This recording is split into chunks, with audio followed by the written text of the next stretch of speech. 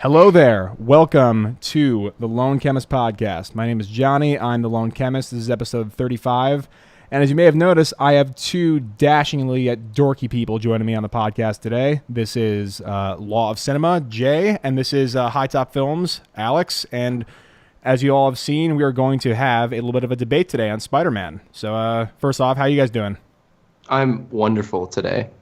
I'm even more wonderful. Fuck, dude, no way. The disagreement's already starting. Oh man. The facts and logic here. I gotta take a step back. All right, so wonderful. All right, so before we get into the whole debate part of this thing, I'm gonna lay out some ground rules for you two and for the audience.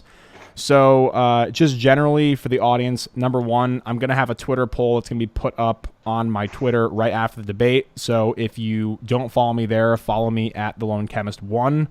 Some idiot took the Lone Chemist tag before I could a couple years ago, so that's pretty disappointing. But you're just too old, man. Have you tried messaging him about it? Nah. And also, Alex, I didn't appreciate that, you Dragon Ball Z character. Anyway, so let's just rehash all the jokes that we made before recording so the audience can hear. My hair is Asian. Johnny's old. I'm young. Those are the jokes. Those are the jokes we made. You're a discount Goku, my friend.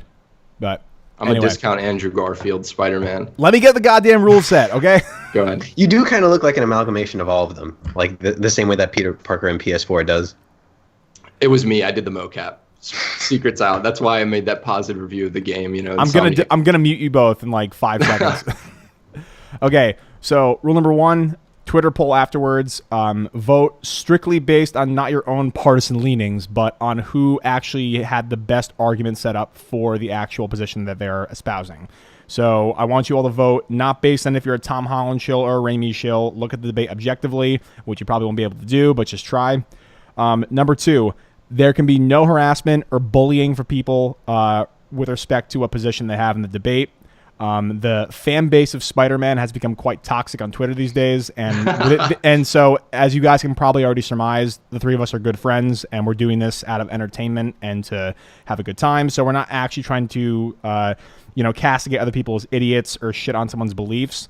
So if you profoundly disagree with somebody, do not take to Twitter. Do not, spam them with a bunch of tweets that are making fun of them or calling them idiots or cuckboy, shill, soy boys or whatever.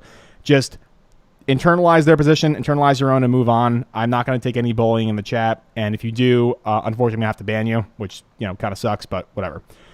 Rule number three: the structure of the debate is going to be structured as a regular debate would. So I'm going to open up the floor for questioning. So I'm going to propose a topic or question or something like that. And then I'm going to allow each person to have an uninterrupted 3-minute window where they can lay out the position that they have without even referencing the other person.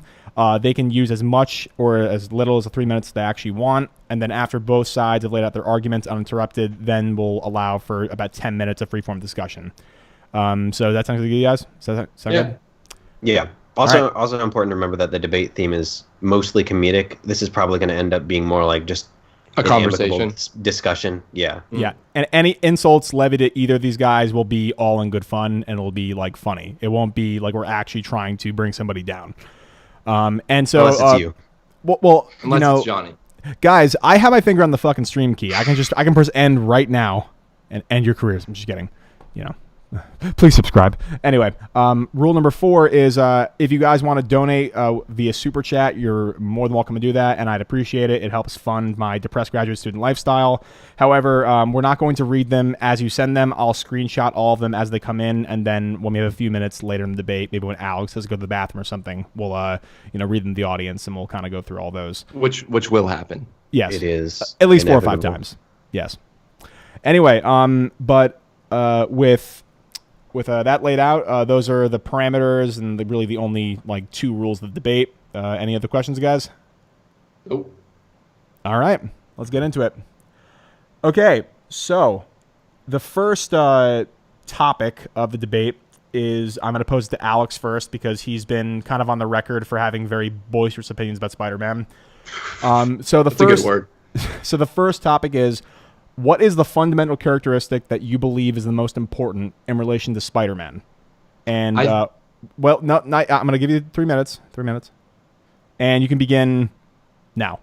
I think the most important characteristic of Peter Parker in general is that he always gets back up. Just like Spider-Verse said, just like countless comics and countless movies have said, Peter Parker is a guy who suffers the unimaginable loss and tragedy for a kid his age, okay? His parents are dead. He's raised by this loving family. And when he finally gets power, he's powerless his whole life. And when he finally gets power and he misuses it one time, his uncle dies, the person who taught him everything, the person who raised him, instilled all these beliefs in him. But somehow, through all that tragedy, he always gets back up and he always continues to fight. And there you go. Okay. All right. Jay, same question to you. You have 3 minutes. What is the fundamental characteristic of Spider-Man that you believe is the most important in relation to the character? And you can begin now. Yeah, I don't disagree with that definition at all. But I will kind of extend it and say that what I think is the most fundamental characteristic is the fact that he's an everyman, right? The fact that he's designed to be us in a mask. That he isn't the archetypal stoic hero who knows exactly what to do in any given situation because of his unbreaking moral compass. He is a kid that many of us related to growing up who is just trying to figure out what to do. And sometimes he does that by, I don't know. Yeah, I'd say that's it. Actually, I don't have anything else to add to that. You both are done within 40 seconds. Wow. Okay. Yeah. All right, so now I'm going to open it up for some kind of free-form discussion on that topic. If you have any agreements, disagreements, you can voice them to each other. So take it away. No, I completely agree. I know this is supposed to be a debate, but he is an everyman. He's an everyman who constantly gets knocked down but gets back up. But, yeah. I mean, fuck Tom Holland. No, I'm just kidding. But, dude, we're just peaceful guys. We're just in agreement here. Yeah, I think the disagreements will start coming when we start talking about which character embodies those values. The best of the worst, yeah. Yeah, for sure. But yeah, I agree with both of you guys where it's like it's the complete relatability and humanity that's exhibited by the character. And so, I mean, obviously it manifests in different forms, which we'll talk about in a bit. But yeah, I know both of you guys have good answers for that. Yeah, the reason why I stopped short there is because I was actually going to sort of transition into my argument, but I didn't want to bring up who I'm arguing for yet. Okay, cool. The promo didn't really give it away for you, Jay? Well, I put Andrew Garfield in there, and I put that's true. Yeah. Miles. Andrew's clearly the best, right? Yeah. And you know what, guys? Actually, no, I'll save this for the end of the debate. I have a blisteringly hot take, which I know that we'll all agree on. Okay, well, let's go on to topic number 2. So this can be posed to Jay first because Alex started off. What cinematic, televised, animated, or any of the above Spider-Man is superior to all others, and why? And if the version that you're going to espouse is live action, why is that actor in question the best in terms of representing the character? And you can begin now. All right, so my answer to this would have been Spectacular Spider-Man, and Alex told me that would have been his answer too. 100%. But since we both agree on that, that wouldn't be interesting. So I'm actually going to say Tom Holland, but that's according to my subjective criteria that I'm going to lay out. So I want to sort of return to the thing that's been beaten to death, which is that Tom Holland Spider-Man feels his own age. But I'm going to be arguing at it from a different angle because it isn't trivial. Right? I understand that the degree to which you relate to a Peter Parker in some sense depends on how old you are, right? You're going to appreciate a Spider-Man who better represents the teenager of your generation than one who doesn't. But that isn't what I'm talking about. And in fact, I'm not even talking about the fact that he looks and sounds like a 17-year-old, even though that does help. I think that Tom Holland Spider-Man best captures the awe that any one of us would feel if we were thrown into a superhero world. So, sure, Tobey Maguire and Andrew Garfield both let out some woohoos while swinging, and they both clearly enjoy being Spider-Man. But I think it's clear that Tom Holland's Peter Parker, he can't wait to find any excuse to put on the suit, right? As we see in that Homecoming montage, he's enthralled about the fact that he gets to be a superhero in the same world as Iron Man, Captain America, and Thor. And you might say that the constant reminder that he's in the MCU is more of a shallow marketing gimmick, and that it obscures Spider-Man's actual values and that it reduces him to a fanboy. But I would argue that it serves a deeper and more timely purpose on a character level. and one that's revealing itself slowly over a multiple movie arc, right? And that is differentiation. So like you said in your Homecoming video, Alex, the 3 emotional climaxes of the movie involved Peter realizing that he needs to stop trying to be Iron Man, right? And be his own man. Right. And given the Far From Home promo material, that theme seems to be even bigger in that movie, or at least that's how it's looking. Because Spider-Man was introduced into the MCU so late into the game, I think that Peter, starting out as an Avengers hyperfan and slowly transitioning into his own individual identity, partly by making Iron Man his mentor and then letting his death impact Peter's character. I think that's the best way to capitalize on the fact that this Spider-Man has access to a larger universe of superheroes. And I think that that's the best way to give him sort of a place to go in the inevitable billion future appearances that he's probably signed on for. And I guess I would also say that that's a good way to make him different from past movie interpretations. He's definitely different. We can agree on that. Yeah, especially since the last one. 30 seconds. Especially since the last one we have was so recent. The differentiation theme also plays really well in sort of our culture today that's social media obsessed, which is why I think it's pretty important. And that was also the message of Spider-Verse, only was more flatly said there. But yeah, that's all I have to say. All right. Wow. Right on time. Beautiful. All right. Alex, the floor is yours. I could hear your disagreement, by the way. No. That wasn't being sarcastic. All right. So, Alex, the floor is yours. It's about which version of Spider-Man is superior to all the others, and if it's live action, why is that actor in particular the best suited for that character? And you can begin now. I would say Spec Spidey, like you had already said, Jay, but just for the sake of fun, and I genuinely believe in live action terms, I'm going to go with Tobey Maguire, of course. I just made a Raimi video where I went into it and said that because of that movie inspired the love of Spider-Man from so many different people. And I think a reason why is because that character is the Tobey Maguire Spider-Man is so good-natured. Like I said about what I view as the fundamental characteristic of Spider-Man, he's getting knocked down. Tobey gets ragged on for crying all the time. Well, yeah, because his life fucking sucks in those movies, right? Like, think about it. He's in love with Mary Jane, but Mary Jane doesn't know who she is yet, so he doesn't even know who he is yet, right? And he can't possibly be with her because he can't even figure out who he is. And he deals with becoming Spider-Man. He deals with the death of his uncle, and he just always gets back up throughout that entire trilogy. He's knocked down. His idol, Dr. Otto Octavius, becomes a monster. And then the way he beats him is by talking to him. He uses compassion. And I feel the good-natured element of Tobey Maguire is something that's definitely missing from Andrew Garfield. I think Tom Holland has it for sure. I think Tom Holland has it in spades, right? But I feel like Tom Holland Spider-Man, I don't want to get into the disagreement part yet, but I feel like Tom Holland Spider-Man hasn't suffered enough for me to see that as the definitive Spider-Man. Of course, Tony Stark is daddy. We haven't seen Far From Home, but going off Homecoming is what I'm basing this off of. But Tobey his life is just so bad. It's so horrible. And he grows up without a lot of money. He grows up with his aunt and uncle. He grows up with a best friend who's emotionally closed off. You know, he's just a guy who is still so good-hearted, even though he shouldn't be. He shouldn't be that good-natured. He shouldn't be that good-hearted. He should be a dick. He should be Andrew Garfield. It's like Keanu Reeves. Yeah. He shouldn't be that good-natured, but he is good-natured, and he gets back up, and he still does what he believes is right and what his uncle taught him was right. And you see that throughout all 3 movies. The movies aren't about him stopping the bad guy. He beats all the bad guys by talking to them throughout all 3 movies. In the first movie with Green Goblin, he talks to Norman Osborn, and then Norman kills himself, you know? And in Spider-Man 2, he beats Doc Ock not by punching him in the face, but by reiterating what his aunt and what his uncle and what Ock himself taught to him. And he could just use his abilities. He could just fight. He could just be a typical superhero. But that Spider-Man's compassionate when he shouldn't be. He's knocked down constantly, and he always gets back up. And I feel like Tobey perfectly embodies that throughout all 3 movies. All right, that's it.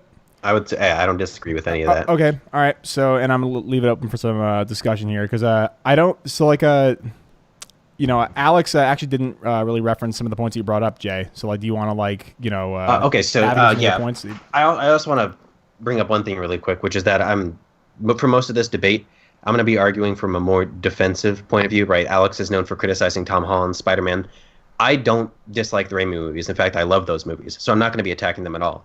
But I do have a few disagreements about points Alex has made about why Tom Holland isn't really a faithful adaptation. So that's probably what we're going to be getting into for the majority of this.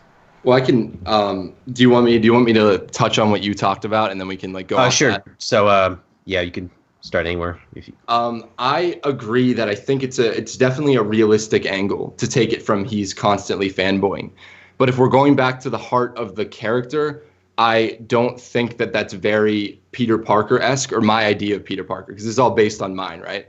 I think that in like especially the early. Go ahead. I'll let you continue. I think especially in the early Spider-Man comics with, the issue 1, I think it is, or 2, when he meets the Fantastic Four, he only wants to join a superhero team for money. And then when they're like, hey, this job doesn't pay, he's like, screw you. I have to go take care of my aunt. I have better things to do. Yeah. And Peter Parker has always had a chip on his shoulder, which Tom Holland doesn't have, which is fine because Toby didn't really have that major chip on his shoulder either, because it's always a risky angle to make your character a bit of an angst boy. Some of that Steve Ditko angst. That is why I brought up the fact that he's been introduced this late in the game, and I would say that the Spider-Man from issue 1 didn't grow up watching the Avengers fight, right? He didn't have an Iron Man helmet as a kid. Given the world of this iteration of Spider-Man, I think it makes perfect sense that he's a fanboy, and I don't think that really detracts from how accurate he is. I don't think it detracts from how accurate he is. It's just I don't see Spider-Man when he's doing those things. To me personally, I don't see Spider-Man when he's. I feel like at first, so like if we're going back to Civil War, I love Tom Holland in Civil War. I don't have issues with him fanboying then because he's just meeting the Avengers and that's fine. I'm talking about and it's more of like a Sony marketing thing, like you said earlier, where it's like they're gonna put the MCU characters in this movie. But if Homecoming was about him saying no to Tony Stark with the suit, which I think is a perfectly fine resolution to his arc, then why in the next film, of course they make it circumstantial, does he get the Iron Spider suit and now he's an Avenger, even though his entire character arc was saying, no, I'm good being me. And now in Far From Home, it looks like it's going to be the same lesson reiterated, where I don't need to be Tony, I need to be me. And I do not like the dependence of Peter's character arcs on other MCU characters, because I feel like he should come into these things on his own. And I feel like it would have been a more interesting angle if he was disillusioned with Tony Stark at some point, or if he was disillusioned with the idea of being an Avenger.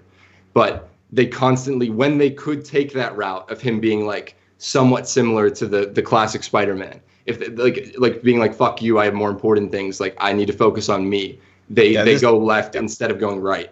Yeah, this is why I focused on the individualization theme, is because one of the things that you have to consider is that unlike Raimi's Spider-Man and unlike pretty much every prior Spider-Man, this Spider-Man exists in a universe, like I said, where he's inevitably going to have like 15 future movie appearances. So because of that, his arc is going to be slowed down.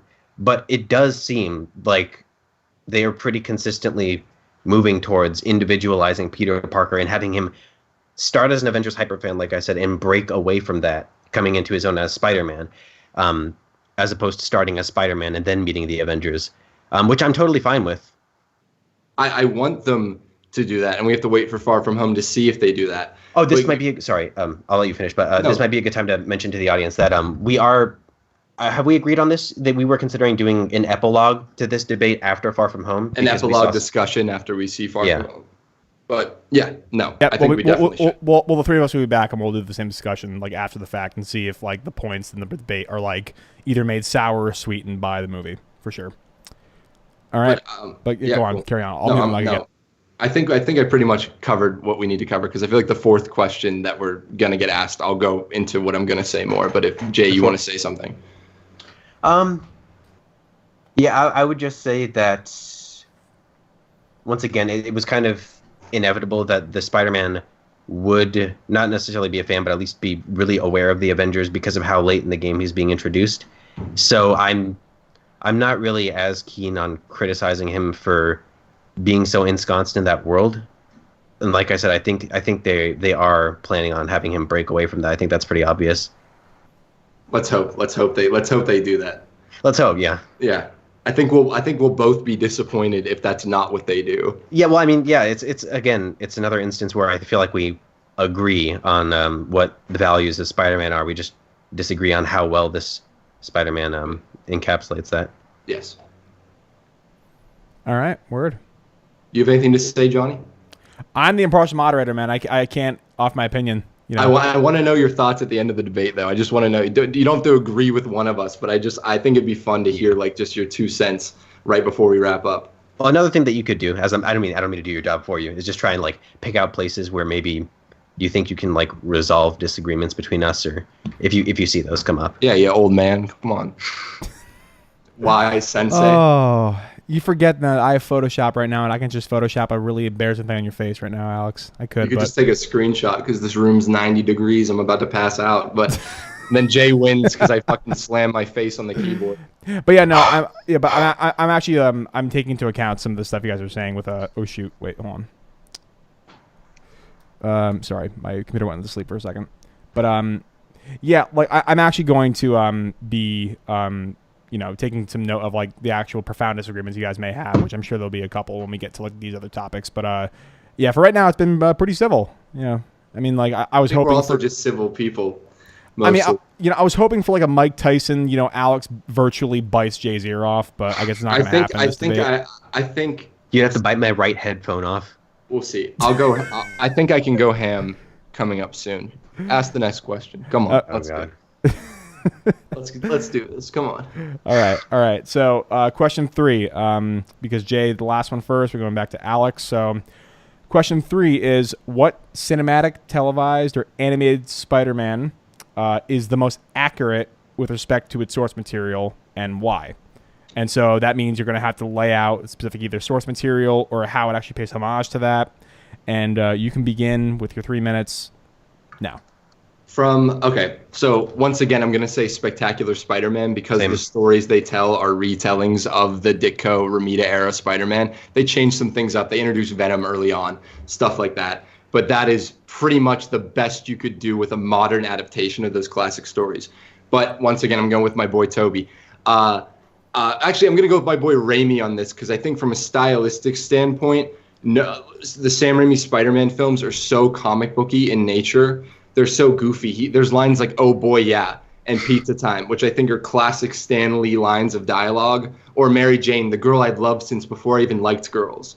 All that shit is classic cheesy Stan Lee dialogue.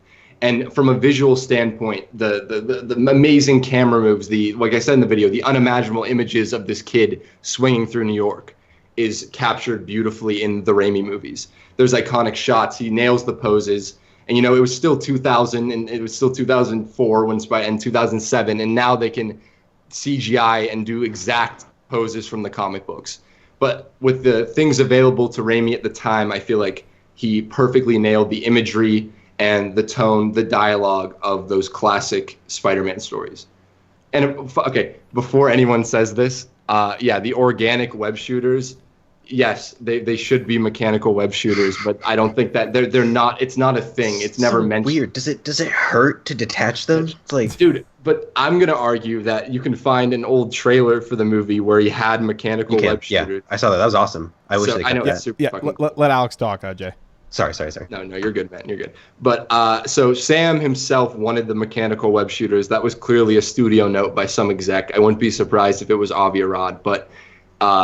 I think that in tone and where it matters, I feel the Sam Raimi movies are the most live action accurate. But if we're going in general, accurate, Spectacular Spider-Man to those classic stories. Okay. Yeah, I was about to lay the facts and logic on you, Alex. I was going to be like, well, if it's so accurate, then how about his web shooters, bro? How about his web shooters, you fucking asshole? Which, little side note, I think that that was an idea from, like, I think when James Cameron was signed on to do that movie, like, he, like, pitched the idea of, like, organic web shooters because, like, he was... Have you guys read the script for that movie? I haven't read the script, no. It would have literally, like, killed the character, I think. It was like Terminator meets Spider-Man. What would have killed the character? I think the James Cameron Spider-Man movie would have made no one ever want to tackle. I thought you said James Franco for some reason. I missed No. The James Cameron Spider-Man movie sounds like... I don't want to get into it, but that would have been the worst interpretation of the character right there. All right, we can talk about that later, but... All right, so Jay, the question is posed to you now. Question 3, what cinematic, televised, or animated version of Spider-Man is the most accurate, in your opinion, to the source material? And your 3 minutes begins now. Spec Spidey. But since we agree on that, it's not interesting, so I'm just going to move to an area I'm going to move to an aspect of this question that, once again, I think Tom Holland nails. For first I want to say I don't disagree with anything you just said, but now I'm going to lay out what I think. So Okay, cool. I'm sure you've heard the saying that Toby is the best Peter, Andrew's the best Spider-Man, Tom's the best of both, right? Always, every day.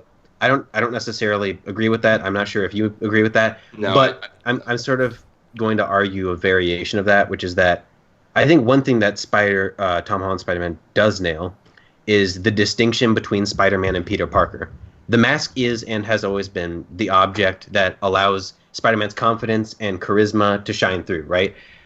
We see this on full display with Holland. He's as awkward and timid as Peter should be in his daily life, and he's as confident as can be, so much that he's going to condescendingly quip at you while he's beating you up as Spider-Man. He is the hero who can fight alongside 50 other superheroes against an evil army of Thanos minions and still have trouble talking to a girl the next day, right? With some iterations, as time goes on, the Spidey sort of bleeds into Peter Parker, and the line between the two pretty much disappears. Like with Spider-Man PS4, you see him walking around the homeless shelter, and he's sort of become Spider-Man after having been him for so long. Yeah. But even then, we're seeing the same Peter at a different age or maturity level. I don't get the sense that Raimi's Spider-Man is anything but Peter Parker with a mask on. And I don't get the sense that Andrew Garfield's Spider-Man or Andrew Garfield's Peter Parker is anything other than Peter or Spider-Man with a mask off. Mm. And that's not a criticism of either of those characters, but it's just to say that I don't think that they meet that criteria. Okay. So that's one aspect of the comics that I think Tom's Spider-Man nails. Cool. But my general answer, like I said, would have been Spec Spidey, but we agree on that. Everyone loves Spectacular Spider-Man. It's a thing everyone can agree on. All right. So that concludes Jay's 3 minutes. Before we get into the three-form discussion, Ruben Garcia of Clown World sent a super chat for $5. Thank you. He said, the problem with MCU Spider-Man is that it's just an extension for the rest of the MCU. It doesn't have its own theme. What do you guys think of that? I would think that I can see where he's coming from, and I have thought to myself many times that I often wish that he wasn't. I said this earlier. I wish that he wasn't dependent on the MCU as much. And if they're gonna break him away, I think a lot of people will forgive that element right now, that he's so dependent on these Nick Fury being in the movie, or Iron Man in Homecoming, and Happy all the time, and I feel that maybe everyone would like these movies more with Tom Holland, if not everyone, but I mean hardcore Spidey fanboys, if they were more self-contained stories that centered just around Peter Parker doing Spider-Man things.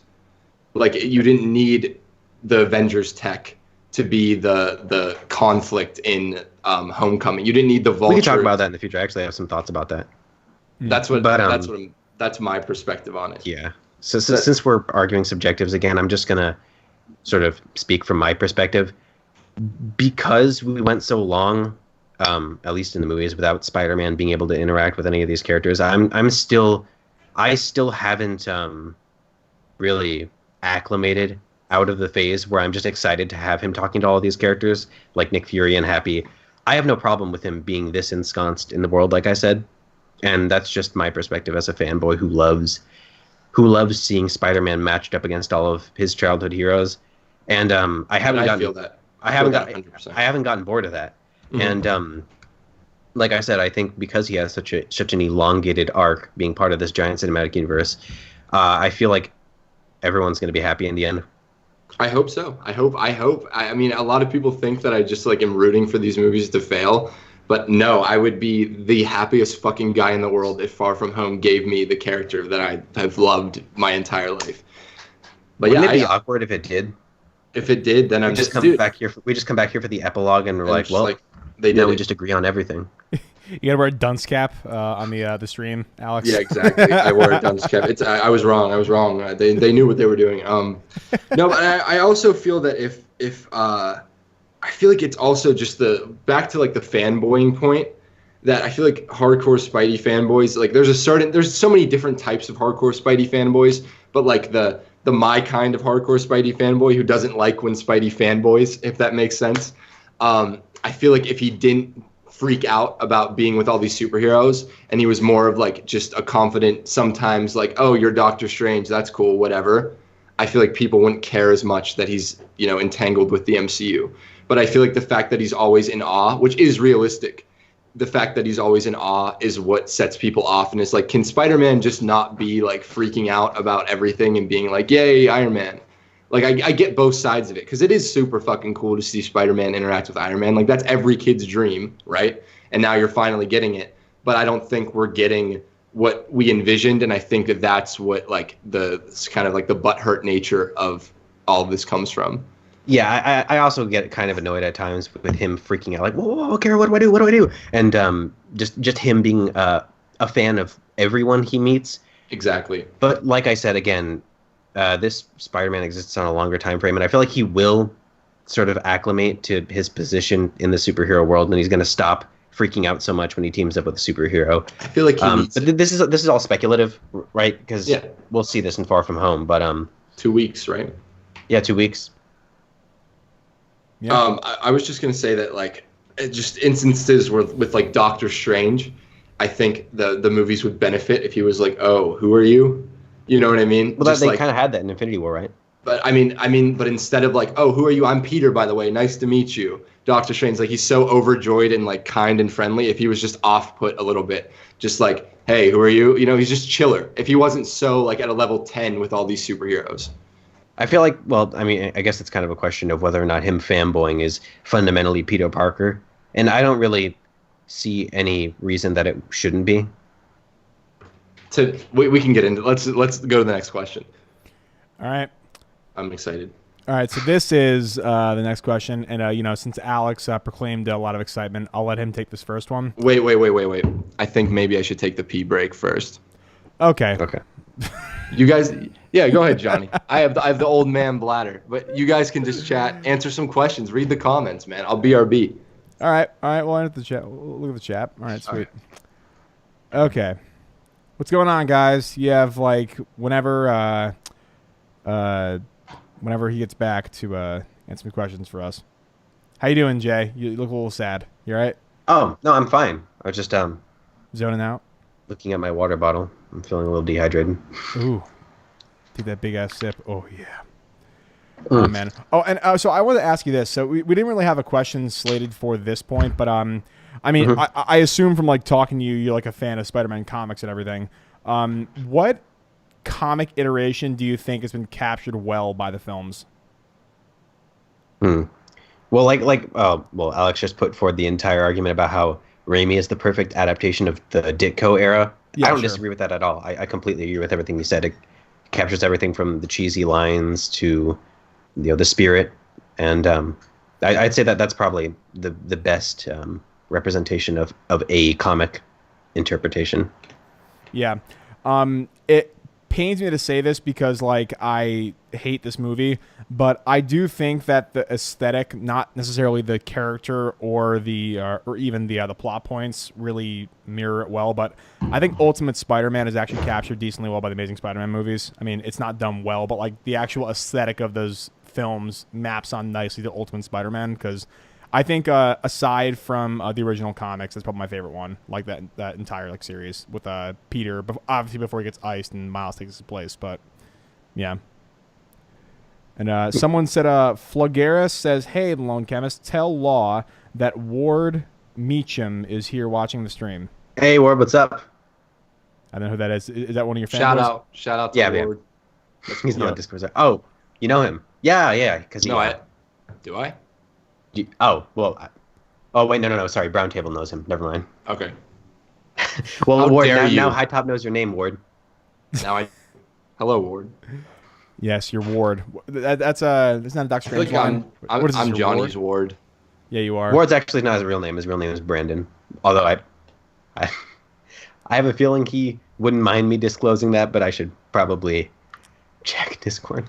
And okay. All right. Thanks for that, Jay. Anyway, all right. So we're back in black. Let's do it. Alex, in your opinion, which version of Spider-Man profoundly misrepresents or misunderstands the character and why? And you can begin in 3, 2, 1. Now, the obvious answer, of which we would all agree on, is the Andrew Garfield Spider-Man. For me, particularly in TASM 2, where he's just a fuckboy, right? But something that I was talking about and was very passionately heated about was, I think in Homecoming, just that version of Peter Parker, the post-Civil War Peter Parker in the MCU, I just think fundamentally misrepresents what Spider-Man has meant to so many people. And this is all from my perspective, what Peter Parker means to me. And what Peter Parker means to me is he's a kid who didn't have anything. He didn't grow up with much money. He had loving parents, but like I said, he's getting knocked down constantly. He suffers. All of that, all those negative things that I keep mentioning, but he's never handed anything. He has to work for it. And even when he works so hard for it, when he goes to fight Bonesaw in the ring in the Raimi movies, he gets $100 instead of 3,000. And that's just, I think, the ultimate Peter Parker thing. And with the MCU, that Peter Parker has a father figure mentor with Tony Stark. So that eliminates the money troubles. They don't really go into the money troubles outside of Civil War. They don't really go into any of the emotional turmoil he feels about all of this, and I hope they do. But a Peter Parker without problems, a Peter Parker without money problems, a Peter Parker without any issues, without like just without suffering, a Peter Parker without realistic, relatable struggles isn't much of a Peter Parker to me. So every time I sit down, I prepared for this and I watched Homecoming the other day, and I think it's a perfectly good movie. It's fine. It's paced well. Like I said yesterday too. Yeah, it's a good movie, but I don't see Peter Parker. I don't see Peter Parker suffer enough, and I don't want him to get beat up constantly. I don't want him to get bullied all the time, but I don't see that Peter Parker have to work for anything. I think that Peter Parker's handed a lot of things, and I feel like that fundamentally misrepresents what the character's about, because Peter Parker has always been someone who has to work towards something, and then he doesn't get that thing he's working towards, so he keeps moving forward. He gets back up. And I don't get that sense from Homecoming. Yeah, I totally get that. All right. Jay, questions for you. So you can choose to either respond to what Alex has said, or in your opinion, which version of Spider-Man profoundly misrepresents or misunderstands the character and why. And you can begin your 3 minutes now. So I do have a response to that, but I think I'll just give my answer to the question, and then we can talk about our disagreements in the discussion portion. Mm-hmm. My answer is Andrew Garfield, of course, which is a kind of a tangent, but I might as well. He's too cool. In the words of Honest Trailers, I even wrote down the Honest Trailers line, which I think is hilarious. He's an attractive, intelligent, likable, athletic, well-dressed teenager loser. It's like, what? This Peter Parker has no reason to be picked on by anybody. And you were talking about struggles. I don't see any reason why this Peter Parker should struggle. And that aside, he's just too jerky, and he isn't nearly mature enough. Like the entire scene where he's just humiliating Flash Thompson, that was cathartic in theaters. But the more I think about it, it's just Peter Parker would be mature enough not to entertain Flash Thompson, which is actually one of the things that I love about Homecoming, is that Peter Parker never talks to Flash Thompson. He doesn't say a single line to him, which I thought was a cool detail. But yeah, I don't see Peter Parker as the type of guy who, as soon as he got his powers, would use it to take revenge on the person who's been bullying him. Like Raimi Spider-Man's a good example of this. Like, even though he has powers, he doesn't decide to humiliate Flash in front of the crowd. He says, "I don't want to fight you, Flash." And then he defends himself. It's not like exactly. That wasn't Peter Parker defending himself. That was him saying, "Let me showboat." Which I don't want to interrupt your 3 minutes. Go. You can. That's pretty much it. I was just gonna say, which is like I get what, in that case, I get what I said this in my TASM video, but I get what Mark Webb's going for, and on paper I get that. Like, no, I mean, Andrew Garfield may be miscast just because he's maybe too good looking, too tall, too, you know what I mean, the way they dress him especially too. But I get that. I feel like the Amazing Spider-Man movies are like the most, from my high school experience, like teenagers kind of are douchebaggy and selfish like that. So I get from Mark Webb's perspective of making Peter Parker a douchebaggy teenager, but it's not Peter Parker.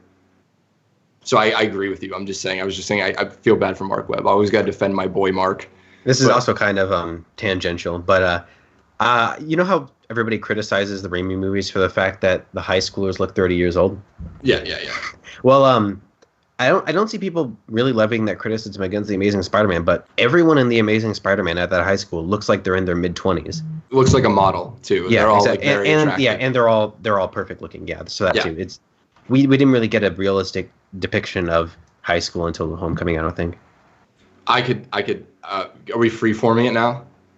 Yeah, this is freeform. Yep, all freeform. So like, so with Homecoming, with my high school experience, that is very unrealistic. I don't think any of the movies have nailed high school, period, even Homecoming. But he nails it more than the Amazing Spider-Man. The age-wise, like the way the kids act, yes, for sure. But it also heavily depends on your region and where you went to school. And I went to like a fucking public school where people would smoke everything in the bathroom. Like I tweeted this the other time, like you'd have to walk down the hall and avoid fights and stuff, shit like that. So seeing that like in Homecoming where it's like everyone's smart and it is a science, it's like a private school essentially, right? See, that's not really relatable to me. I was just gonna say that. So like, yeah, that's it. My public high school experience was nothing like any of the Spider-Man movies for sure. And if I had to pick one it was closest to, I really don't have any, probably none. Oh, can I rag on Andrew Garfield's Spider-Man one more time? Yeah, go for it, man. He's so cool that he's not even the guy being picked on by Flash Thompson, right? Yeah. He's the contemporary going up to Flash and be like, "Hey man, come on, don't bully these people." Yeah, I know. He's not the little kid, but that scene's so fucking funny to me because the kid's like 12 and Flash looks like a grown-ass man. And he's shoving this little kid's fucking face in this like what was it, like meatballs or some shit? It was spaghetti, yeah. Spaghetti. It was like spaghetti, yeah. And the kid looks like 4, and then Flash is a grown man. But yeah. All right, and I'd like both of you to kind of respond to each other with like. I guess like kind of the gripes that each of you have with either the Raimi Spider-Man or the Homecoming Spider-Man. So I thought you were gonna say with each other. Well, of course. I mean, like you both hate each other's guts, which is clear by the stream. But Jay, he did have a couple strong words about the Homecoming Spider-Man that I think you probably. Oh yeah, I have a response to that. Sorry, I forgot about that. Well, first of all, once again, the fact that Spider-Man is a beneficiary. That's just another consequence of the fact that he had to be introduced in an Avengers movie, right? And Tony's the type of person where, as we saw in Iron Man 3, it'd be uncharacteristic of him not to help Peter. Of course. Right. And you could talk about that making Peter less compelling, but I don't have that much of a problem with it, but that's, again, going to depend on your own subjective interpretation of what makes Peter Peter. But I wouldn't say that things always go perfectly for him, at least not now. This is, again, verging on this speculative, but sure, Peter gets a dope suit and joins the Avengers, but he also dies, like literally dies, and then watches another father figure die. And I feel like if there's any moment where the weight of Peter's responsibility is going to hit him, it's now. It should be now. I have a feeling we're going to see that in Far From Home, and I think we are, given what they've shown, but once again, this is another area we'll just have to see. I was just going to say, I really forget what I was going to say. I agree with what you just said about, it makes sense. Every decision they've made has made sense. Like, I'm not arguing with that. It makes sense within the MCU. I'm just saying there's some riskier storytelling decisions that they could make that would appease my fucking nitpicky Spider-Man ass, or like questioning Peter's relationship with Tony Stark. There's this great moment in Homecoming that I really enjoy where, well, I enjoy most of it. Let me explain. Where Vulture's like, guys like me and you, Pete, we have to stick together. The little guys, like Stark doesn't care. He'll never understand your problems.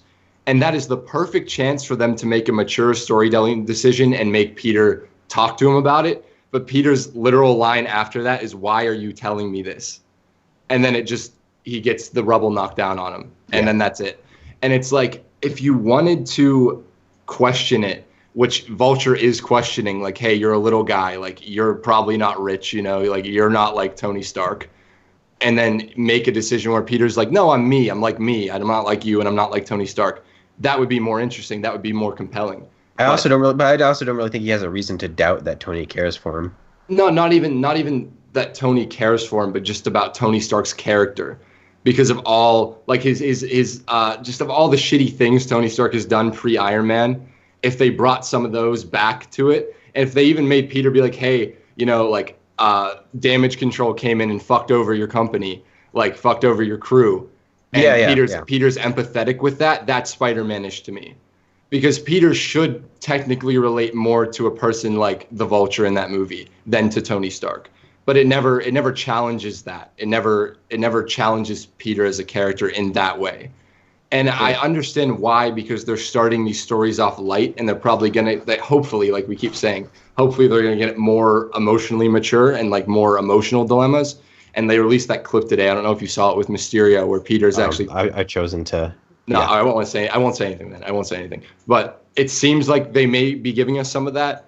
But just Homecoming by itself, there's so many there's so many things that could be consequences, like I said in the video, or could be emotional dilemmas that the movie avoids to keep it light and fun. And I don't think that Spider-Man has ever been just light and fun. And I'm not saying Homecoming's all fluff, but it goes out of its way to be more light and fun than angsty and emotional and have emotional weight. And it's an intentional decision, so I can't be like, fuck you, John Watts, for, telling your story. But it's just a decision that goes against my personal idea of Spider-Man. But I think that if they keep making these movies and they do bring in that emotional angst and they do bring in that emotional weight, then I'll reflect back upon Homecoming in a brighter light, because it is a part of a movie, like however many movie arcs. But as of right now, that's how I feel. Yeah, I don't have too much of a problem with that, because I can see why they would make some of these safer decisions, and just given the fact that it's the first movie of Spider-Man in the MCU. I think that's it. I don't know. It's another case where it doesn't bother me too much. Sorry about that. But yeah, that's kind of, well, there's been a larger problem in the MCU of just people not acknowledging how terrible Tony Stark is. Oh yeah, no. So that's hardly Homecoming's fault, but no, I don't blame Homecoming. I just think that, like, once again, that's a path they could have gone down that would have been more Spider-Man-ish, whatever that means. But they purposely chose not to do that, and I get why, but I just don't like it. Mm-hmm. Yeah, but if they were going to go that route and it was going to get more confrontational, Tony Stark would have to be in the movie more, I think, and that would cause more. That would cause more grief for all the fanboys, including me. Yeah. And then should I like lay down like the 1-2 punch about other shit that scares me about Far From Home and MCU Spider-Man? The floor is yours, guys. I'm just laying back and watching the film. Do you think that some of this verges more on other questions territory? How many questions have we done so far? We've only done 4 of them, but we 4. Dude, yeah, we did them all. Really? Yeah, we did them all. Yeah, but obviously, like you said, like they're tangentially related. Like each one kind of leads into the next one. But something I wanted to ask is, what do you think the stakes have to be for a Spider-Man film for it to be not only effective, but kind of in your personal line of thinking for what Spider-Man should be? And well, this actually kind of moves closer to. There was a second part of the question that I think you kind of ignored, which is which Spider-Man embodies the fundamental characteristic best. But we talked about that in the second question. But yeah, okay, you can lay out your case more explicitly if you want. So, if I want, yeah. So I'm going to bring up another thing that I think Tom Holland's Spider-Man does really well. I'm gonna return again to the Tobey Maguire was a great Peter Parker, Andrew Garfield was a great Spider-Man, Tom Holland's a great at both thing. Once again, I don't necessarily agree with that, but I think that like I said, Tom Holland's Spider-Man isn't everyman as both, whereas there are areas where I don't think Maguire is. And so in the case of comparing Homecoming to Spider-Man 1, it's pretty obvious that one of these way more closely resembles what an actual teenager's first few months as a superhero would look like, right? Tom Holland's Spider-Man stumbles throughout the entire movie. He isn't taken seriously by anyone. You don't get the sense that he knows exactly what to do. And he's constantly put in unflattering positions that highlight just how much of a kid he is, right? It goes out of its way. I was just going to say it goes out of its way to like that scene where he stands up and the flag's behind him and it's a Raimi shot.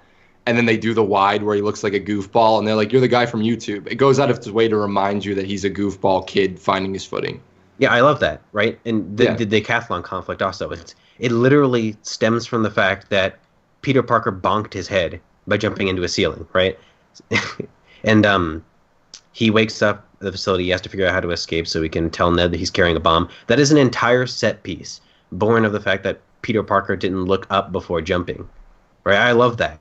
It just those kinds of little mess ups really convey the fact that he's not, again, your archetypal stoic superhero. He is the guy who messes up. And even during the final battle, he doesn't look like a superhero whose only struggle is an emotional one because he's fighting the dad of someone he cares about. He's actually physically struggling like a kid would in that situation.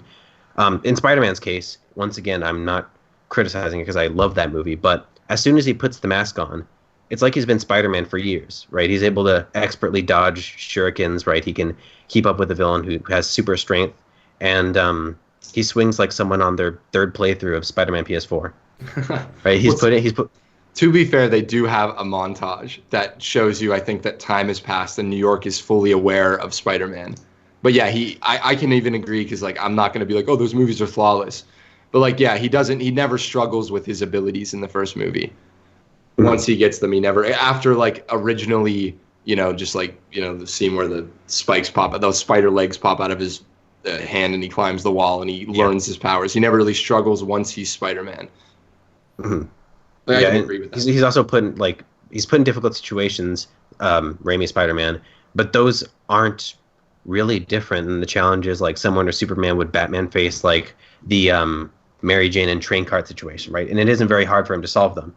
Homecoming's Peter, on the other hand, fails at practically everything, right? You could even take the daily street level work that they both do. In Spider-Man 2, during the pizza time scene, Peter sees two kids about to get run over, and then he saves them, tells them no playing in the streets. It's a charming, fun scene from a great movie. On any day of the week, I relate 1,000 times more to the Peter Parker who can't find the owner of a stolen bike, accidentally stops someone from stealing their own car, and can't find any work to do other than giving an old lady directions. Right? It's not glorious, but it's real. On a more general level, though, when Tom Holland's Spider-Man doesn't know what to do, I never get the sense that he's, once again, the archetypal superhero. I get the sense that he's genuinely trying to figure it out as he goes along.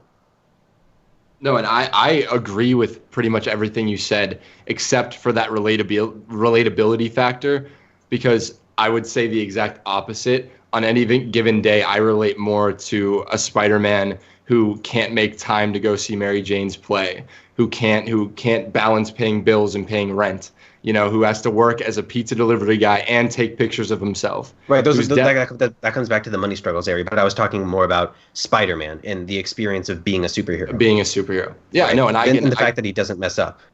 No, I can agree with that. I'm just saying that I relate more to the Tobey Spider-Man, and maybe that's just because like where I'm at in life, like my headspace, but I relate to constantly disappointing people when I don't mean to disappoint people. I would agree I would agree that Tobey Maguire's Peter Parker probably has more compelling personal struggles than Tom Holland's Spider-Man. So yeah, I don't disagree with you there. Yeah, and I agree that I think that it's definitely the Tobey Maguire Spider-Man has to grow up really fast. Like he becomes a man once Uncle Ben dies, and the whole, he starts his journey of becoming a man. And then when he has the ability to say, like, Mary Jane, even though I am madly in love with you, it's the mature decision for me to walk away from you. And that's when he really becomes a man. He starts the movie a boy who loves the girl next door and leaves the man who says no to that. And that happens really quickly. And I feel like just because they're telling Tom Holland's story in so many movies, in Homecoming, he has that chance and ability to like stumble when he's web slinging and stumble when he's, he can't figure shit out, in the final action piece, like that plane fight, he doesn't really know what the fuck's going on. That again, that's one of the benefits of the fact that it takes place in a larger cinematic universe that I'm happy about. Yeah, and I don't disagree at all. I think that, yeah, it's definitely more relatable to how a 15-year-old would handle being a superhero right off the bat. But on the same side of that, I wish that he would I wish that he would. I think it's time for him to grow up, and we'll see if he does. This all. Well, I think he will. Like I said, he literally died. I think that the so. experience of Infinity War and Endgame will have changed him. Like I feel like by the time he gets to Far From Home, he will have said, you know, I've literally fought an army of evil monsters alongside the Avengers. I can handle stopping a thug from breaking into a bank without like falling on my face. Yeah, without falling on my face. Yeah. I hope so, man. Like we keep saying, I fucking hope, because then I think a lot more people would be in agreement at that point. Should have done this debate after Far From Home, morons. Yeah, how many comments? We'll do an epilogue. It's fine. Yeah, no, we're doing an epilogue. This is the teaser. This is like the appetizer for the main course. I can talk about what scares me from the look of Far From Home to give us a little thing to go. I could talk about what excites me, but it's more speculative because I've been trying to stay away from the promo material. Yeah, let's do that for sure. But first though, before we move into the Far From Home kind of concluding stuff, I just have one question for each of you. So, Jay's been a pretty big advocate for Spider-Man: Homecoming, and obviously, Alex is a big fan of the Raimi films. Sorry, Spider-Man 2. Yeah, can I say one thing real quick before you? Before we continue that thought, I'll tell you one thing that scares me about Far From Home: Sony's marketing team. Oh yeah, always. All right, ever since back in the day. I don't know what they're smoking, because every time Sony releases a movie, they think they're being so goddamn clever, and they end up either spoiling the entire movie or making the marketing just absolutely abhorrent. Like, all those posters that are released, they look like someone took construction paper and just glued it to a big piece of like paper on the wall, and that's basically what it is. Yeah. No, it really is. I feel like I posted that shitty fucking thing I did on my phone. Did you guys see that? Yeah, the Ferris wheel thing, yeah. You're like, that's not good, Alex. What are you implying? Yeah, but I can say I really, honest to God, think that mine looks better than a lot of It does. Yours doesn't even look bad. And it took me no exaggeration. I'll go 7 minutes to do on a Photoshop app, including the download time on my phone, just to be like, what are these guys doing? Like, you're getting paid probably a lot of fucking money to make a poster, and you throw these faces randomly, just like throw them on. Yeah, I don't know what it is. But there's also this poster that's circulating on like my Instagram Explore page where there are comparisons from Marvel fan accounts that are like, oh man, the difference in quality between these two posters is insane. And it's like the Homecoming 50 billion Tony Stark's poster compared with this shot of Spider-Man on the rooftop with a painting of a mural of Iron Man behind him, and then the Far From Home logo. That's not a poster. That's just a screenshot from the trailer. Still from the movie. Why is that getting floated around as a poster? Maybe they released that as a poster? I don't know. I feel like I saw that too, so I don't know if it was a fan account or someone made. I don't know if that's official. Though. It's just a screenshot with the logo on it. It's just a screenshot with the logo. That's fucking funny, man. My God. It can't be that hard though. Yeah, no, I know. It's not. What is it? Are they hiring like people who edit the magazine covers to do it? It looks like a magazine collage. It looks like Entertainment Weekly. It looks like Entertainment Weekly. Like, that's what it looks like. And also, how about that first one we saw with like the triangle and the spider symbol? First of all, why the fuck's a big ass triangle on a Spider-Man poster? I have no idea. Symmetry totally sells. Strongest shape. But like, it makes also, no sense. can we stop putting like Mysterio, Illuminati? Can we stop putting like, I know it's to sell tickets, but I'm cynical. I'm old and tired. Can we just like stop throwing all these MCU characters on the poster, even though they're like probably not in the movie that much? Like, Spider-Man can sell a goddamn movie himself. There are so many posters where I just think if you took off 90% of this, it would look good. Exactly. Like, just leave Spider-Man. Yeah, because it's a Spider-Man movie. I don't need it. Because that poster looks like Spider-Man, Mysterio, and Nick Fury, the movie. Yeah, I know. But I mean, we can't really talk about cynical marketing. We marketed this as a debate. Yeah, it's the diverse cast of a Disney Channel original movie. Yeah, it looks like. Yep. Oh man. But yeah. So anyway, so before we get into the whole Far From Home thing, so I mean, Jay's been a pretty big advocate for Homecoming, and you've been a pretty big advocate for the original Raimi films, Spider-Man 2 in particular. For each of you, what is one glaring flaw of the movie that you're humble and realistic enough to admit that takes away that's easy. Maybe not your enjoyment of the movie, but kind of grounds it where it's like, okay, maybe there isn't a perfect Spider-Man interpretation, but this flaw just kind of screams in my face. So either one of you guys, we don't have the time or I think just like bring it up. I'm perfectly happy to admit the flaws of my movie, Homecoming, that I directed. John Watts, is that you? And then you take off a mask and you're Sam Raimi. That's why he hasn't made a movie in so long. He's been coordinating HiTopFilms this entire time. I've been just hyping myself up. He's been humble bragging on YouTube for the last 2 years. True. Sam's actually my uncle. Not gonna lie. I thought you say he's your daddy though. No, he's both. No, you're his Don't ask dad. how- You're his No. dad, Johnny. Yeah, you're my dad. I'm like the adoptive father, but he's the biological father, I He's the guess. biological It's like a father, Maury right, tree. Povich kind of thing we have going. Exactly. So I just call him Uncle Sam, even though he's my dad. Oh wow, that was a lot of layers to that whole tangent there. Like, we have know. different dads. Uncle Sam. All right, go, Jay. Flaws, go. Oh, I was gonna let Alex go first with Raimi, and then I'll. Oh, okay. All right, go ahead. I don't know if any flaws ruin my enjoyment of the movies, but I can go movie by movie and say something that I wish was. I said this in the video, but I think Franco's performance, which is fun to watch, so it doesn't really ruin the enjoyment of the movies for me.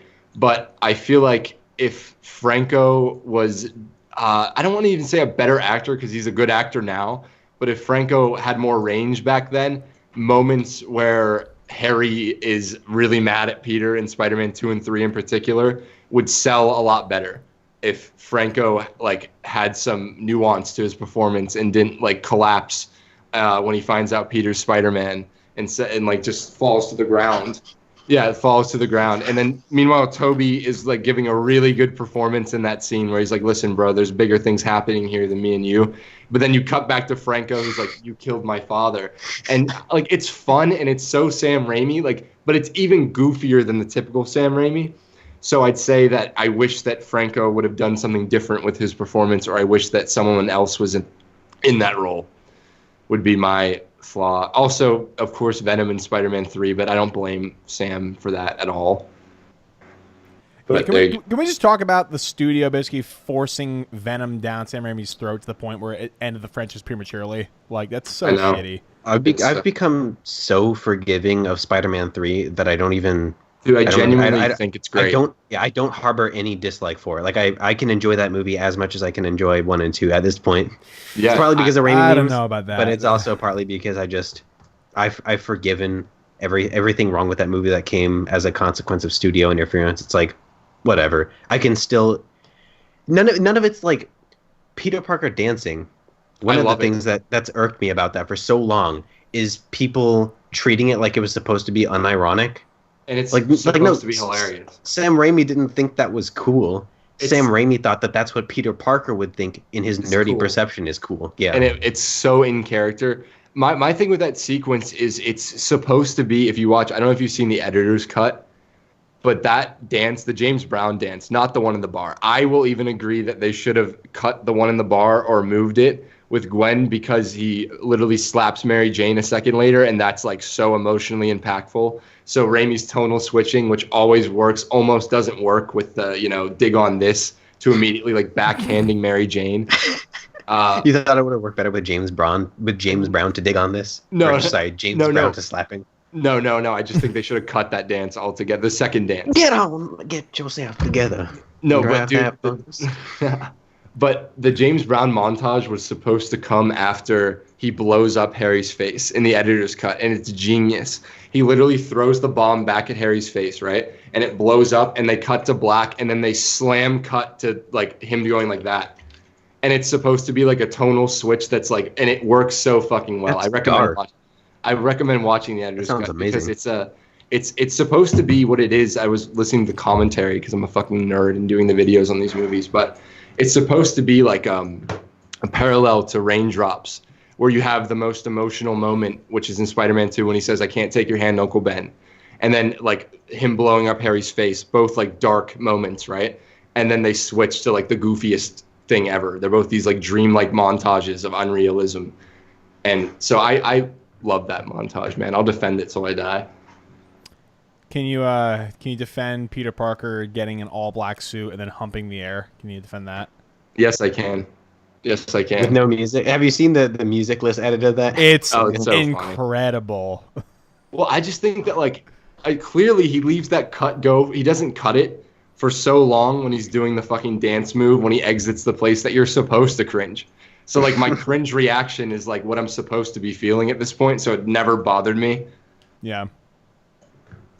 Yeah. So do you want me to talk about the Homecoming flaws now? Yeah. So your flaws with Homecoming, which I mean, Alex, I think is creaming his pants to hear about the flaws with Homecoming. But I am very So much. one of the things that's always bothered me about not only Homecoming but MCU Spider-Man in general is the fact that when he puts on the mask, Spider-Man as a character kind of becomes weightless.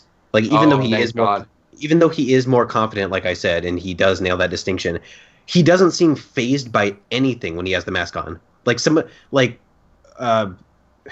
it is characteristic of Spider-Man to quip and stuff, but like he could watch someone die, MCU Spider-Man, and just be like, "Oh my god, that's awesome." Yeah, dude. It really bothers me because I want to feel the emotional weight of a scene when he has his mask on. He shouldn't have to take his mask off and become Peter Parker to sell me on a character change. Like the Come On Spider-Man moment, he takes off the mask and becomes Peter Parker before saying "Come on, Spider-Man." Spider-Man. Yeah. And like a moment later, he's just like he also just kind of acts like a moron. I don't know what it is, but I mean, I guess he's a goofball. He's a goofball, but you could kind of say that if you want to have the Spider-Man Peter Parker distinction, where he's super confident as Spider-Man and he's humble as Peter Parker, you're going to have some of that inevitably. But it really does bother me when I don't see him being phased by any of this gargantuan stuff that's happening as Spider-Man. What bothers me is that like he should be able to emote more than, I mean, visually speaking, than any of the other Spider-Men because they're doing the eyes that move. Here's one thing that bothers me. Like in the scene, like the you know how they have the car dialogue scene between him and Vulture. Mm-hmm. That's a great scene. And then that's my favorite scene in the movie. So yeah, I agree. And then Spider-Man arriving at Homecoming and telling Liz, he looks terrified. Like he looks genuinely horrified at what he just went through. And then he tells Liz, "I can't do this. You deserve better." And he runs to try and catch Vulture. And then when Shocker stops him outside and catches him by surprise and punches him through a school bus, he looks at gum under a seat and says, "Ugh, gross." Yeah. It's like, dude, they undercut the moment. Exactly. They marveled it, dude. That's just the thing. That's like they stopped the movie for a joke. Are you emotionally shaken or not? It's like that kind of stuff bugs me, but it's more of a minor complaint. I have I'm gonna get so much shit for this, but I hate the fact that it's 2019 and Spider-Man looks like a cartoon half the time in the MCU when he's in the costume. And I don't blame John Watts for that. And I don't know if I even blame the visual effects artist. I just think they dug themselves a hole by having it be a high-tech suit. So it's ultra skin tight, form fits completely, doesn't rip necessarily. And yes, maybe it should look smooth like that all the time, but to like weightlessness, even visually, when he's bouncing around, I don't see a person, and that really takes me out of the movie. In all of them, I see when he has the mask off. Yeah, there's a cut where he's coming home to his apartment building, and then it cuts to a shot of him crawling up the wall. He looks really rubbery, and at that moment, I immediately knew that wasn't an actor, and I was just like, oh, yeah, it takes you out. But scenes like in the Far From Home trailer where he's just when he's talking to Aunt May, I think, I don't even know, when he's doing something in the Iron Spider suit. The Iron Spider suit's all CG, like it's openly all CG, so he's wearing like a mocap suit, I guess. And I just want them to make a real fucking costume. And if they don't make a real fucking costume, then why does he feel so like rubbery is a good word for it? Why does he feel like an animated character? Because, yeah, it's fun, I guess, and it's funny, and it fits, like, the lightheartedness. But, I mean, I saw The Amazing Spider-Man 1 and 2, and his costume had ripples when it was all CG, and there was a sense of, like, physics to it. A lot of the CG in those movies were great. Oh, my God, yeah, dude. I saw this picture going today on Twitter, and it was the Garfield suit, like an all-CG shot of it, and, like, someone zoomed in, and there were, like, little fibers on it. And I'm like, why isn't MCU Spider-Man getting the same love? And what bothers me the most is that like fans are like, oh, the CG isn't even that bad. And like, no, it's not awful CGI, but he does look like a cartoon. And you can love MCU Spider-Man and still criticize the fact that they should just give him a real fucking costume and not CG paint over it. Because like they've been making real costumes since 2001. Yeah. You know? And it's just, why now? Yeah. If they had just used the practical costume that he was wearing on the set of Civil War, I feel like that'd be awesome. I really like that costume. Yeah, me too. And also, like, the thing is, people are afraid of, like, oh, you're gonna lose, like, you know, some of, like, the emotive parts of the mask if you put him in, like, practical suit. But I mean, look at Deadpool, for example. Deadpool had a fucking full practical suit, and then they had the actual motion capture electrodes on certain parts of the face or hands that they're trying to do something, and that suit looks fucking great because it has like the entire outline is practical, but the tiny little intangible parts of his eyes or his mouth are completely CGI'd. It looks so much better. Also, it'd be easy because the eyes are just shutters. Like the frames themselves don't move, but even in Homecoming, they shot a lot of it with a real suit, and then they went in post and digitally painted over it. They do that with Vision too. It's really annoying. It's just annoying. Like, why are you wasting the costume designer's time? B, that's a really nice suit. Like, I like the Homecoming suit. Why are you making it have no texture to it? And also, it's just like, I think it just takes away, like, just being invested for me, at least, when it's just a CGI character versus a person. And I get like what you guys just said about the eyes moving, and I get like why they take a CG elements to it, because you want him to emote through the eyes, because like often when Toby's in the mask they get him out because it's just like still reflective lenses and you can't really emote through that. But also, like, I feel like I'd rather have him not be able to emote in the mask than have an all CG costume. I really do like the shutter detail. That's a genius way of having him emote for me, but the fact that the entire costume is CG is really annoying. Once again, I feel like the costume could be practical and you still have that CG shutter effect. Just have, like you said, mocap nodes on the eyes. Mm-hmm. Yeah, exactly. Like if you have the electrodes there, like Deadpool, it would look a lot better. And the thing is, like you said, you both touched on this. Like when it looks like Gumby is slipping around on screen, seriously, it's like when you're bending around and there's no center of gravity for me to like engage with. I am not engaged as a viewer. I'm not. You've changed my viewing mode from an active one to a passive one, because I'm just like, I lose all sense of emotional relatability when I think that Gumby's up there like flipping around and shit. It just kind of annoys me. Yeah, that's all I have to say about that. I have one more thing to say before I'm done completely with all my topics. We're done with the topics, right? Oh yeah, they're the topics, but we're just shitting on movies. Just want to make sure. I feel like a lot of the reason why I'm so critical of Homecoming, outside of the fact that I just don't really love that rendition of Spider-Man, is back in 2002, the things Raimi did visually for visual storytelling, filmmaking-wise, like the artistry on display, and this is more of a problem with the entire MCU, like the way they make movies and the way they often don't let indie filmmakers do everything they could do. It's hard for me to even put Homecoming, like even to compare the two as films, because one is so visually literate and one is so inventive in the way it's moving the camera, and one is so, like, Raimi does this beautiful thing. This is a spoiler for the HiTopFilms video, this part 2, but during conversation scenes, Raimi will go from mediums, and as characters are getting closer, he'll get closer.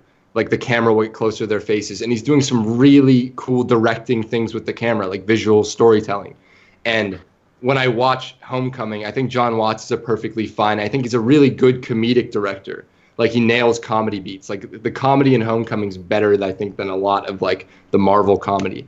But I need Spider-Man, just because that was my first big experience with him. I need him to be visually exciting. Interesting.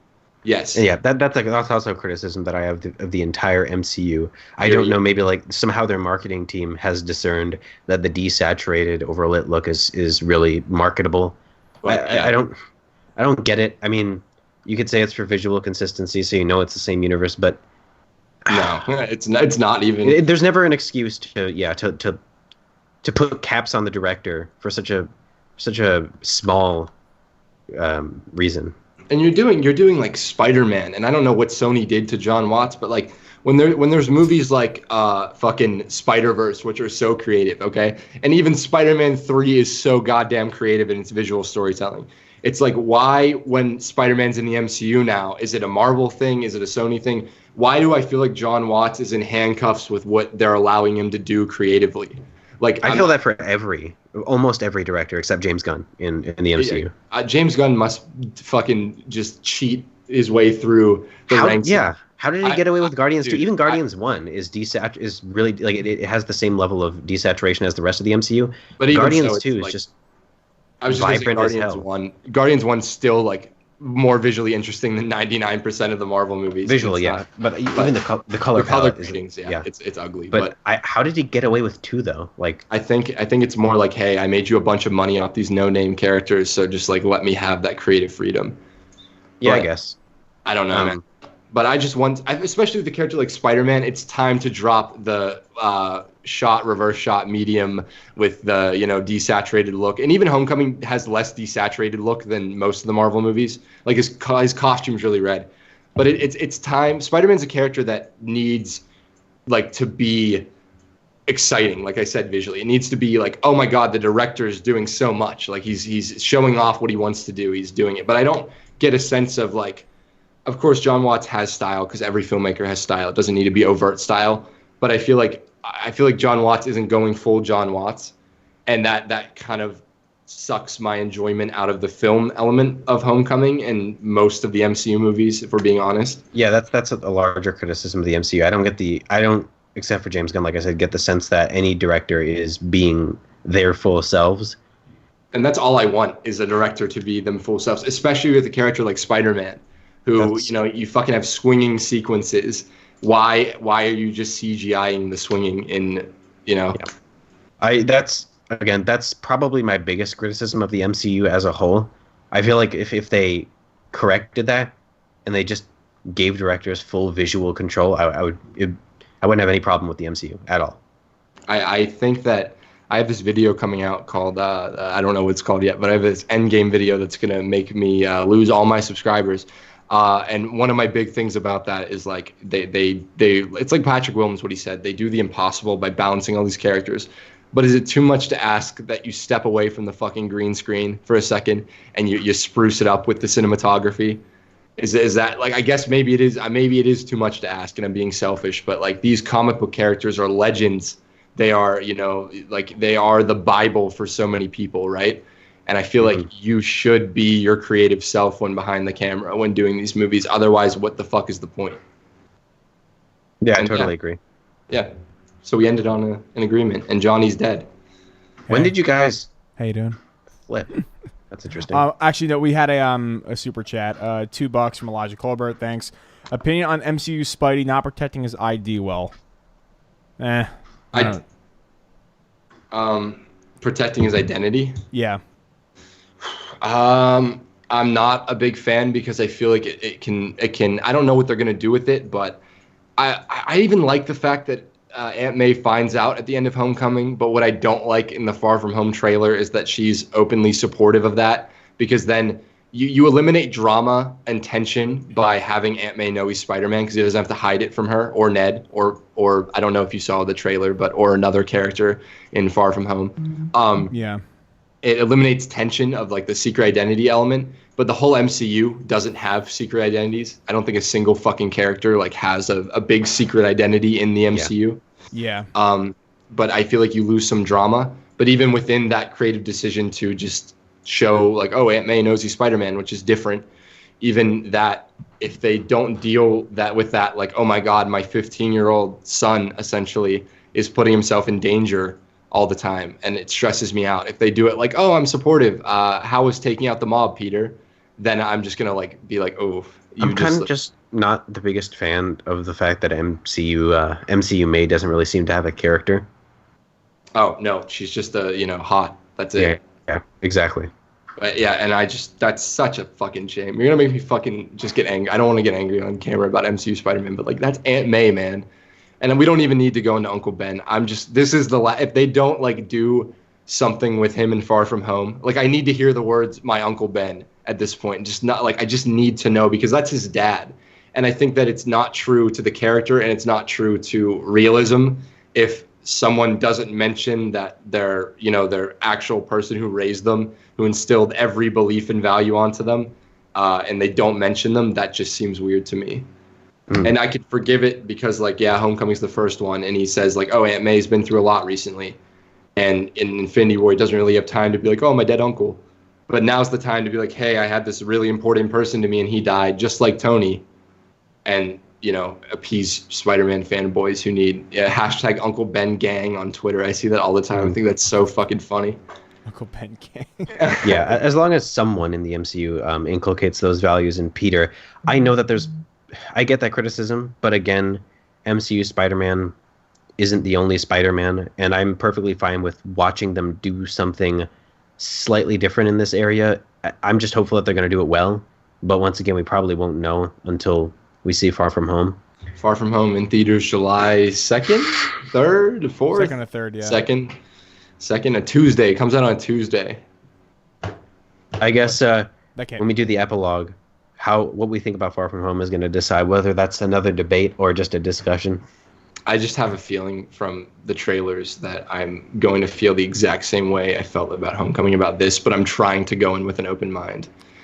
I think that I feel like there'll be a more interesting argument to make once MCU Spider-Man has his own trilogy, as opposed to one movie and having been in a bunch of other movies.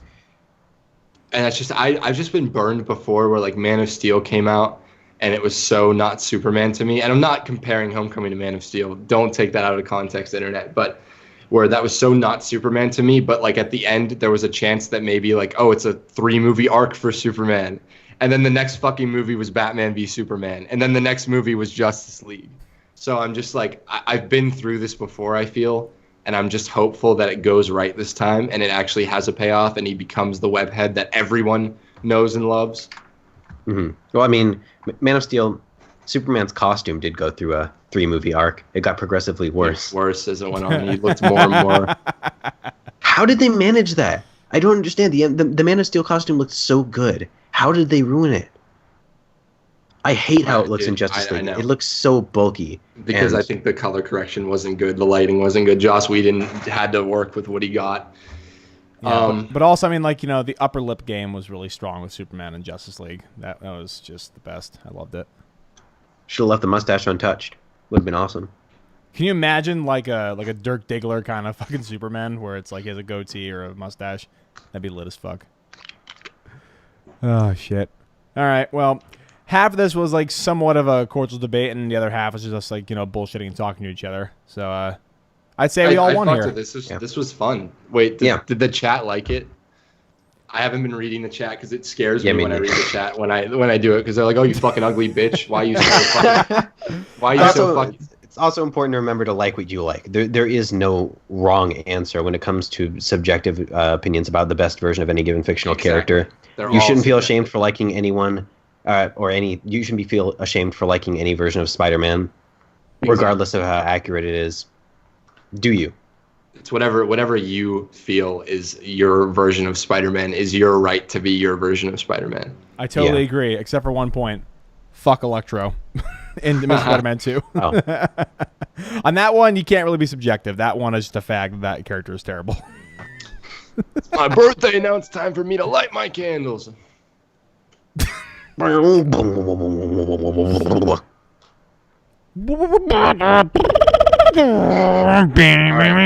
hate this song. Are we signing off because my tiny bladder has to... Yeah, we're signing off. All right, each of you goons, tell people where they can find you, which they can probably already know. HiTopFilms. Just search it on Twitter or YouTube and then yell at me. There you go. Law of Cinema. Just search it on YouTube or Twitter, but don't yell at me because I have a really fragile ego.